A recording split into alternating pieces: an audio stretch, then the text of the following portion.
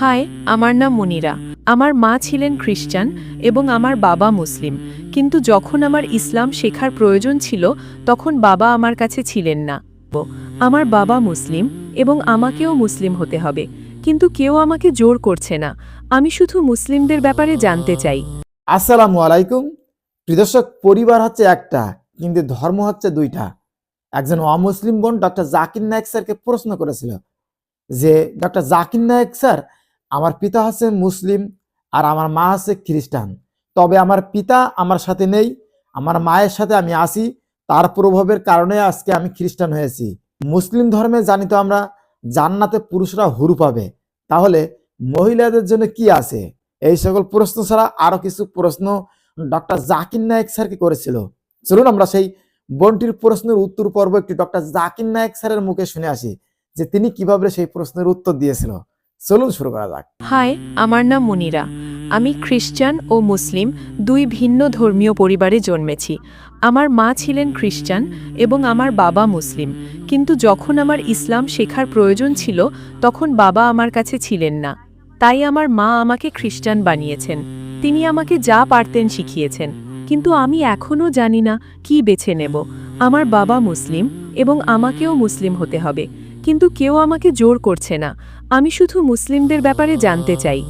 বোন একটি প্রশ্ন করেছেন যে বাবা ছিলেন একজন মুসলিম। বোন, আপনার কি কোনো প্রশ্ন আছে? আমার মা বলেন যে জান্নাতে মুসলিমদের মতে পুরুষরা ৭২ জন নারী পায়, হুর হুর? হুর কিন্তু খ্রিস্টান ধর্মে আমরা আমাদের পরিবারের সাথে স্বর্গে যাই।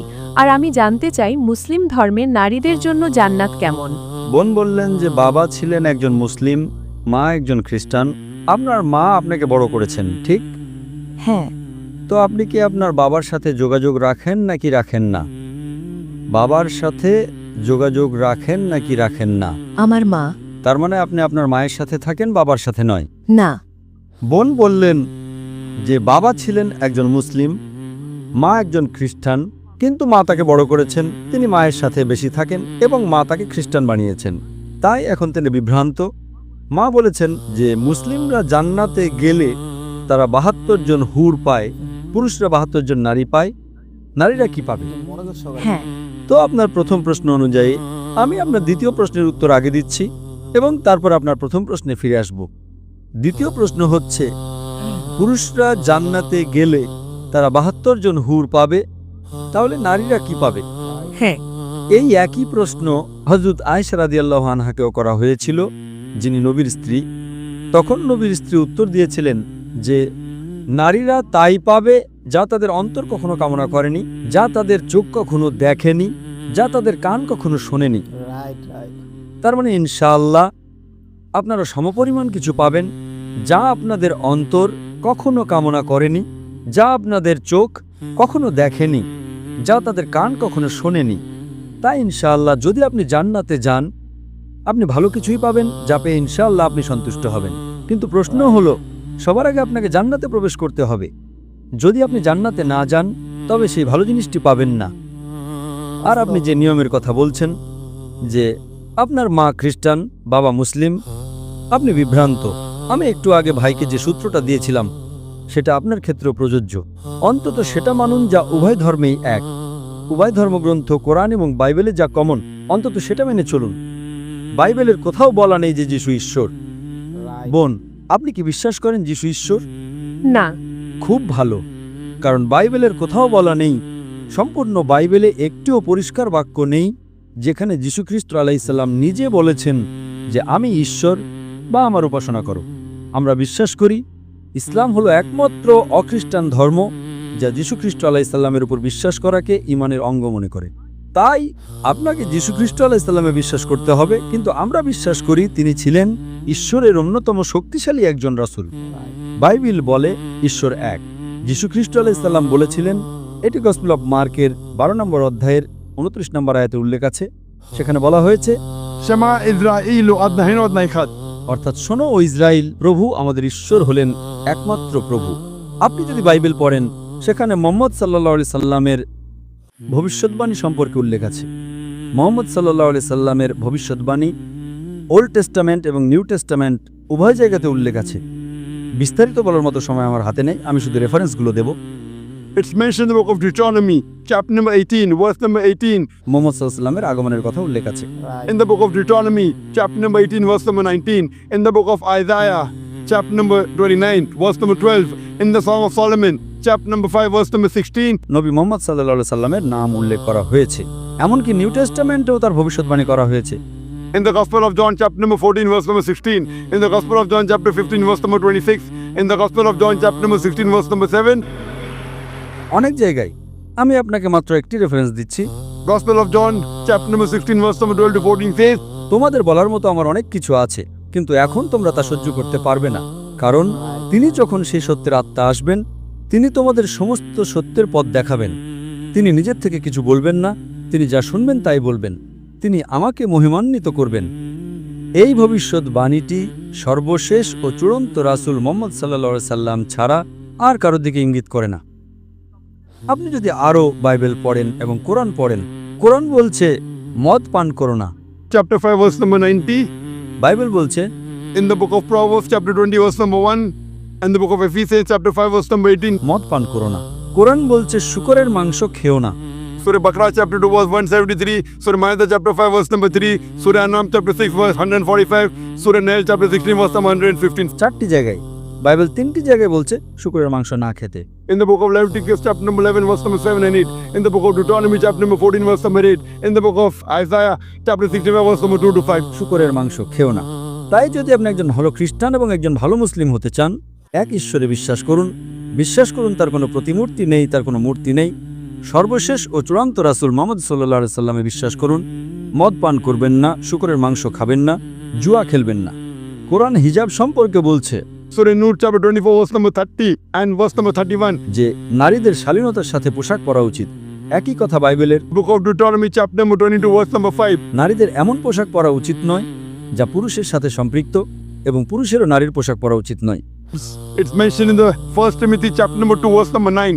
যে নারীদের সংযত এবং লজ্জাশীলতার সাথে পোশাক পরা উচিত, তাদের দামি পোশাক এবং চুলে স্বর্ণের বেণী থাকা উচিত নয়। It's mentioned in the 1 Corinthians, chapter number 11, verse number 5 and 6.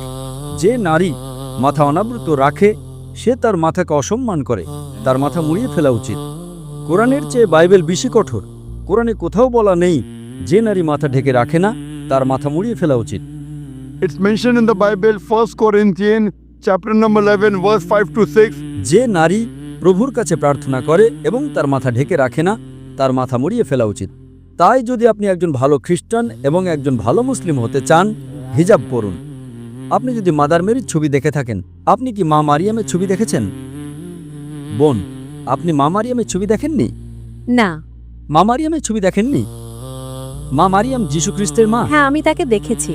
আপনার মা কি আপনাকে দেখাননি? হ্যাঁ। আপনি কি জানেন তিনি পুরোপুরি আবৃত থাকেন? তার পুরো শরীর ঢাকা থাকে, শুধু মুখমণ্ডল এবং হাতের কবজি ছাড়া। তাই আপনি একই পোশাক পরুন বোন, মা মারিয়ামের পোশাক পরুন। আপনি একজন ভালো খ্রিস্টান এবং সেই সাথে একজন ভালো মুসলিমও হবেন, তাই কোনো বিভ্রান্তি নেই। অন্তত যা সাধারণ তা মেনে চলুন। যীশুখ্রিস্ট আলাইহিস সালাম বলেছিলেন, তোমাদের বলার মতো আমার অনেক কিছু আছে, কিন্তু এখন তোমরা তা সহ্য করতে পারবে না, কারণ তিনি যখন সেই সত্যের আত্মা আসবেন, তিনি তোমাদের সমস্ত সত্যের পথ দেখাবেন। এখানে মুহাম্মদ সাল্লাল্লাহু আলাইহি ওয়াসাল্লামের কথাই বলা হচ্ছে। এখন নবী মুহাম্মদ সাল্লাল্লাহু আলাইহি ওয়াসাল্লাম ইতিমধ্যেই চলে এসেছেন, তার কাছে কোরআন নাজিল হয়েছিল। আপনি কোরআন এবং সর্বশেষ ও চূড়ান্ত রাসূলের সহিহ হাদিস পড়ুন। আপনি একজন খুব ভালো খ্রিস্টান এবং একজন খুব ভালো মুসলিমও হবেন বোন। বোন, আপনি কি বিশ্বাস করেন ঈশ্বর একজন? হ্যাঁ। আপনি কি বিশ্বাস করেন যিশু ঈশ্বর? না। আপনি কি বিশ্বাস করেন নবী মুহাম্মদ সাল্লাল্লাহু আলাইহি ওয়াসাল্লাম ঈশ্বরের একজন রাসূল? হ্যাঁ। মাশাআল্লাহ। তাহলে অন্তত আপনি ইসলামের মৌলিক নীতিগুলোর সাথে একমত। তাহলে আপনি কি শাহাদা পাঠ করতে চান? আপনি কি ইসলামের ছায়াতলে প্রবেশ করতে চান? আমাকে এখনো চিন্তা করতে হবে। যদি আপনি বিশ্বাস করেন ঈশ্বর এক, যদি বিশ্বাস করেন নবী মুহাম্মদ সাল্লাল্লাহু আলাইহি ওয়াসাল্লাম ঈশ্বরের একজন রাসূল, যদি বিশ্বাস করেন যিশু ঈশ্বর নন, তাহলে আপনি প্রবেশ করতে পারেন। বাকি বিষয়গুলো আপনার কাছে পরিষ্কার হয়ে যাবে। স্কুলে ভর্তি হন, তারপর আপনি আরো অনেক কিছু শিখতে পারবেন। কিন্তু যদি আপনি 100% নিশ্চিত হন যে ঈশ্বর এক, যদি 100% নিশ্চিত হন যিশু ঈশ্বর নন, যদি 100% নিশ্চিত হন যে নবী মুহাম্মদ সাল্লাল্লাহু আলাইহি ওয়াসাল্লাম ঈশ্বরের একজন রাসূল, তাহলে মুসলিম হওয়ার জন্য এটাই আপনার প্রাথমিক আবশ্যকতা। এবং তারপর পরবর্তীতে আপনি হিজাব করতে পারেন, সালাত আদায় করতে পারেন, শুরু করতে পারেন ধীরে ধীরে। কিন্তু যদি এই দুটি বিষয়ে বিশ্বাস করেন, যে আল্লাহ ছাড়া কেউ উপাসনা নেই এবং আপনি বিশ্বাস করেন যে নবী মুহাম্মদ সাল্লাল্লাহু আলাইহি ওয়াসাল্লাম আল্লাহর রাসূল, এই দুটো বিষয় আপনার মুসলিম হওয়ার জন্য ন্যূনতম আবশ্যকতা, যাতে আপনি আপনার বাবাকেও খুশি করতে পারেন এবং আপনার মাকেও খুশি করতে পারেন। আপনি কি আপনার বাবা এবং মা দুজনকে খুশি করতে চান না? হ্যাঁ। তাহলে যদি আপনি বিশ্বাস করেন যে শুধুমাত্র একজন ঈশ্বরই আছেন এবং আপনি বিশ্বাস করেন নবী মুহাম্মদ সাল্লাল্লাহু আলাইহি ওয়াসাল্লাম হলেন রাসূল, তাহলে আপনি কেন ইসলামের ছায়াতলে প্রবেশ করতে চাইছেন না? কারণ আমি এ ব্যাপারে খুব বেশি জানি না। আমার মা খ্রিস্টান, বাবা মুসলিম, আমি কাউকে কষ্ট দিতে চাই না। ঠিক আছে, যখন স্কুলে ভর্তি হন আপনি জানেন না দশম শ্রেণীতে কি পড়ানো হয়? আপনি কি জানেন? হ্যাঁ নাকি না? যখন আপনি স্কুলে ভর্তি হন, যখন আপনি নার্সারিতে যান, আপনি আরও শিখবেন। যতক্ষণ আপনি রাজি আছেন যে ঠিক আছে এখন আপনি স্কুলে ভর্তি হলে আপনি স্কুলের সময়সূচি মেনে চলতে রাজি আছেন, মৌলিক নিয়মগুলো মেনে চলতে রাজি আছেন, এবং তারপর আপনি আরও বেশি বেশি শিখতে শুরু করবেন।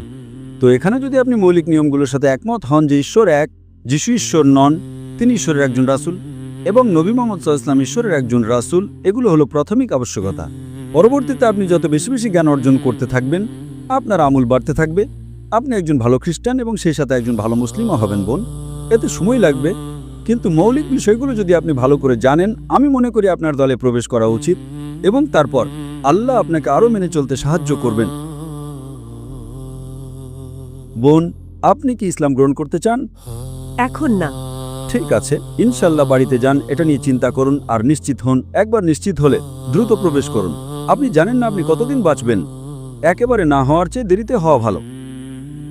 আর আপনি জানেন না আপনি কতদিন বাঁচবেন, তাই আমার আপনার অনুরোধ, আপনি বাড়িতে যান, আরও গবেষণা করুন, আরও পড়াশোনা করুন, এবং যত দ্রুত আপনি নিশ্চিত হবেন আপনি ইসলামের ছায়াতলে আসুন, যাতে আপনি জান্নাতে যেতে পারেন, আপনি স্বর্গে যেতে পারেন। অন্যথায় আপনি জান্নাতে যাবেন না। আশা করি উত্তর